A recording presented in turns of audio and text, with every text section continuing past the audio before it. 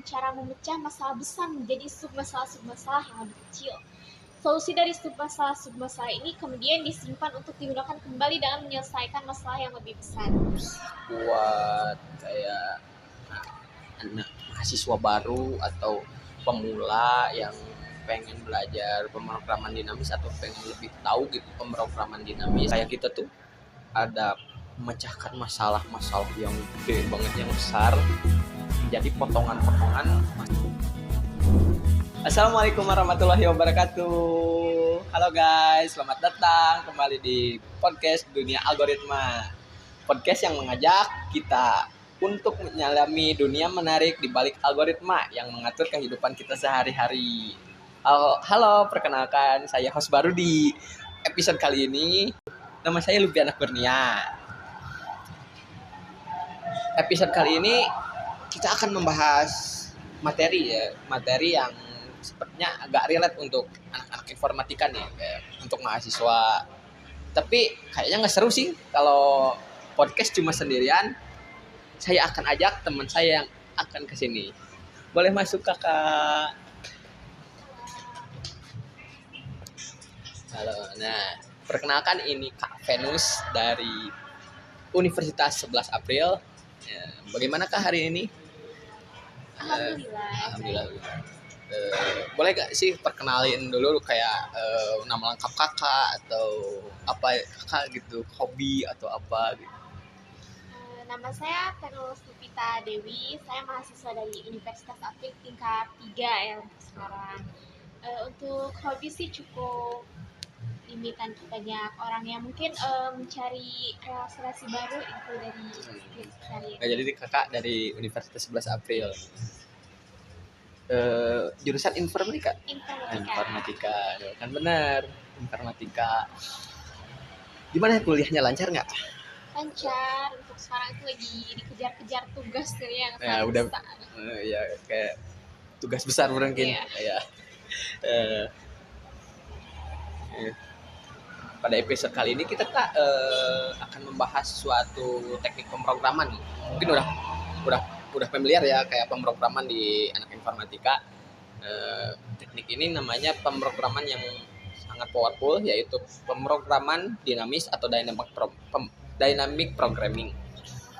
Pernah penasaran gitu saya tuh bagaimana aplikasi navigasi bisa menemukan rute tercepat dengan mempertimbangkan berbagai faktor seperti kemacetan lalu lintas, misalnya kan kayak macet, atau bagaimana game puzzle ini bisa diselesaikan dengan langkah-langkah yang paling efisien gitu. Jawabannya ada di pemrograman dinamis ini katanya. Nah, mungkin buat memperdalam ilmu bagi para penonton, mungkin bagi saya juga bisa nggak sih jadi dijelasin lebih detail apa itu pemrograman dinamis itu Kak? Pemrograman dinamis adalah teknik pemecahan masalah dengan cara memecah masalah besar menjadi submasalah-submasalah yang lebih kecil. Solusi dari submasalah ini kemudian disimpan untuk digunakan kembali dalam menyelesaikan masalah yang lebih besar.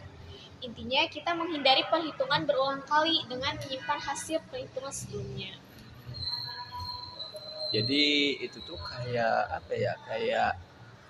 Kayak kita tuh ada memecahkan masalah-masalah yang gede banget, yang besar menjadi potongan-potongan masalah yang mudah dikelola, yang kecil yang mudah dikelola gitu ya. Tepat sekali, Elbi. Konsepnya mirip seperti membangun sebuah bangunan. Kita mulai dengan membangun fondasi yang kuat, lalu perlahan-lahan membangun bagian atasnya. Oh gitu ya. Selain dalam pemrograman, ada nggak sih contoh pemrograman dinamis ini kayak di kayak di kehidupan sehari-hari gitu kayak ya sehari-hari kita aja lah gitu. Tentu ada. Masalahnya ketika kita ingin mencapai tujuan tertentu, kita akan membuat rencana yang terdiri dari langkah-langkah kecil. Setiap langkah adalah sebuah masalah yang harus diselesaikan untuk mencapai tujuan akhir. Atau ketika kita mencari rute terpendek dari rumah ke kantor, kita sebenarnya sedang menerapkan konsep pemrograman dinamis secara tidak sadar. Oh gitu ya teh. Jadi itu tuh bagian dari pemrograman dinamis berarti. Meski terdengar kayak menarik gitu ya teh, kayak didengarnya itu pasti ada tantangan dalam menggunakan pemrograman dinamis ini, pasti ada kan. Benar sekali. Salah satu tantangan utama adalah dalam mengidentifikasi submasalah yang tepat dan menentukan relasi antara submasalah tersebut. Selain itu, kita juga perlu memperhatikan masalah overclaiming, subproblems, yaitu ketika submasalah yang sama seperti perlu dihitung berulang kali untuk mengatasi masalah overclaiming subproblems. Kita bisa menggunakan teknik memoization.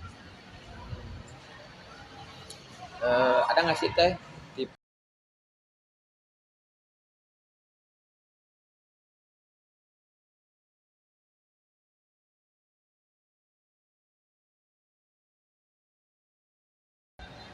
ya ini minta saran dari buat teman-teman bagi teman-teman yang ingin mempelajari lebih dalam tentang pemrograman dinamis, apa aja sih teh tips-tips dari teteh untuk belajar ini gitu. Yang pertama, pahami konsep rekursi dari memoization. Kedua, latihanlah dengan menyelesaikan berbagai macam soal yang berkaitan dengan pemrograman dinamis. Kalian bisa menemukan banyak soal latihan di platform online seperti LabCode atau HackerRank. Dan yang terpenting, jangan takut untuk mencoba dan bereksperimen. Jadi bisa kalau secara singkatnya gitu, berarti pemrograman dinamis itu teknik pemecahan masalah yang sangat powerful dengan cara memecah masalah-masalah yang besar gitu menjadi submasalah yang lebih kecil. Teknik ini sangat berguna mungkin ya untuk menyelesaikan berbagai macam masalah optimasi. Dengan memahami pemrograman dinamis ini, kita bisa menjadi problem solver yang baik dan efisien gitu. Lebih baik dan efisien gitu kan. Nah, mungkin itulah pembahasan kita tentang pemrograman dinamis ini. Semoga episode ini bermanfaat bagi para pendengar, terutama bagi saya yang sebagai mahasiswa yang saling sharing dengan teman sendiri gitu.